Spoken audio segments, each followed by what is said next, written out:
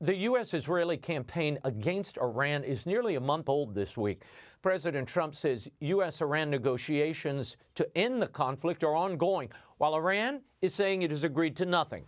Meanwhile, U.S. Marines and ground troops are landing in the region this week. With analysis, I'm joined by former Middle East policy advisor to the Secretary of Defense and former CIA analyst, now Chief Research Officer at the American First Policy Institute, Dr. Jacob Olidort. Thank you so much. Look, the U.S. struck Iran's nuclear facility, and yet Iran's still firing missiles across the Gulf, still threatening to mine the strait, and accusing Trump of being deceitful. Jacob, what is the actual strategic condition of the Islamic Republic right now, and are they running out of resources to continue this barrage? It's great to be with you, Raymond, and absolutely the answer is yes. Look, this is a regime that's desperate, but it's also desperate to act on its agenda of destruction. And so they are firing in different directions without the leadership they've had, and over 12 countries are actually targeted by their reckless activities. So they are looking for any which way to continue their chaos. Earlier this week, President Trump said publicly that the U.S. was in active negotiations with Iran, suspending strikes on Iran energy infrastructure for 5 days to give those talks room to breathe. And Iran's foreign ministry said flatly there's no dialogue between Tehran and Washington. Now we are hearing that Iran is rejecting Trump's 15 points of demand for a ceasefire, despite the president's ultimatum. Dr. Olidort, my question is, what do you make of this tactic, the denial of the existence of talks, then rejecting the terms of those non-existent talks? What gives here? Well, I think there's no question that the talks are there, that the president has been using all options on the table, military and diplomatic. But I think the regime's response has been particularly telling. It shows its interest in being basically dug in, that the fate of the regime is less important than its ability to sow destruction and to cause terror, which makes the president's efforts all that more important. 20% of the world's oil passes through the Strait of Hormuz. CENTCOM's Admiral Brad Cooper says the strait is physically open, but roughly 2,000 vessels are stranded because Iran's firing on ships that try to pass. On March 19th, U.S. forces began a military campaign to open it. Jacob, is the strait going to be opened? And what do you think it'll take to do that? It certainly will, and we have to remember as well, the Strait of Hormuz has been under threat, has been in a very unstable place for decades now, particularly the last few years. And so the ancillary outcome of our military operation against the regime will be a more stable and secure waterway there. The issue really comes down to who will be the guarantors of that security. It ought to be ultimately those who depend most on it, which means the Europeans who are not stepping up. And as a corollary, we do see our Arab partners who are very proactive, who have that confidence. And I think that's another important story here. Jacob, there was the president in a cabinet meeting said that the allies are now coming, I guess European allies are joining to open up the Strait of Hormuz. I imagine that's a positive development.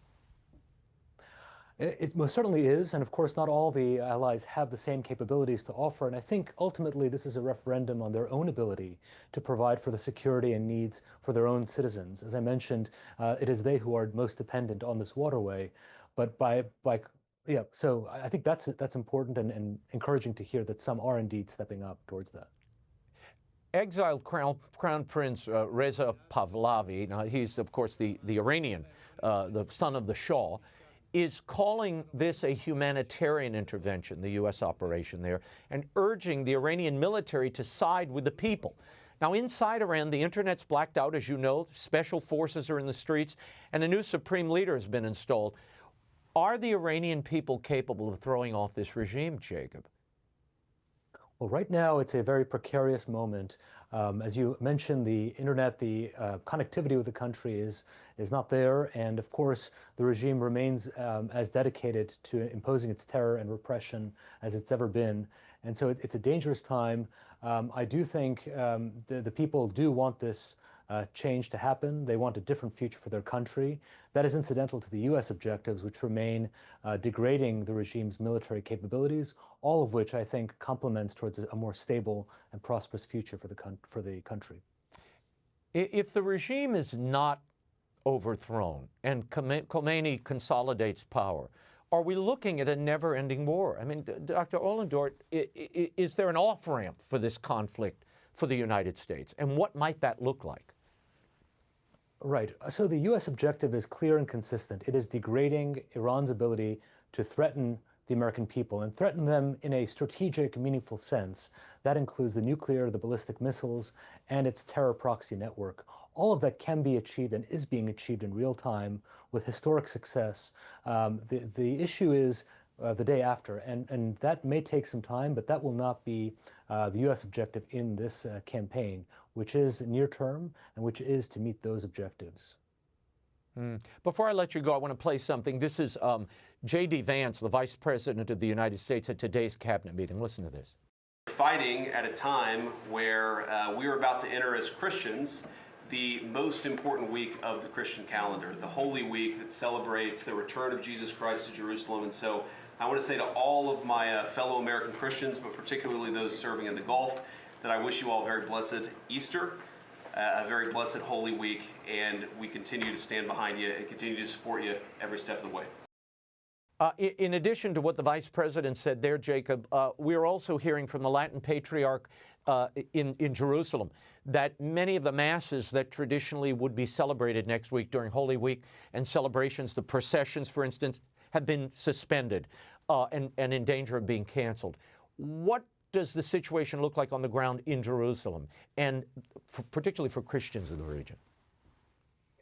It's an important question, and I think the context matters so much here. Look, you've had the holiest of sites in Bethlehem, Nazareth, other places that used to be predominantly Christian areas that, because of the regime and its proxies, have been completely depopulated or virtually depopulated of their Christian communities. I think Bethlehem is now less than 20% of its inhabitants are practice the Christian faith.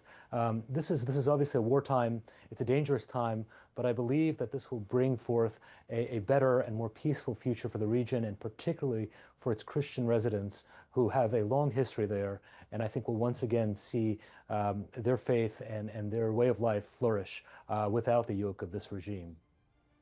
Well, we'll keep our eyes on it. Dr. Jacob Olidort, thank you so much for your time. Happy Easter to you, and thank you for being here. Happy Easter. Thank you for having me.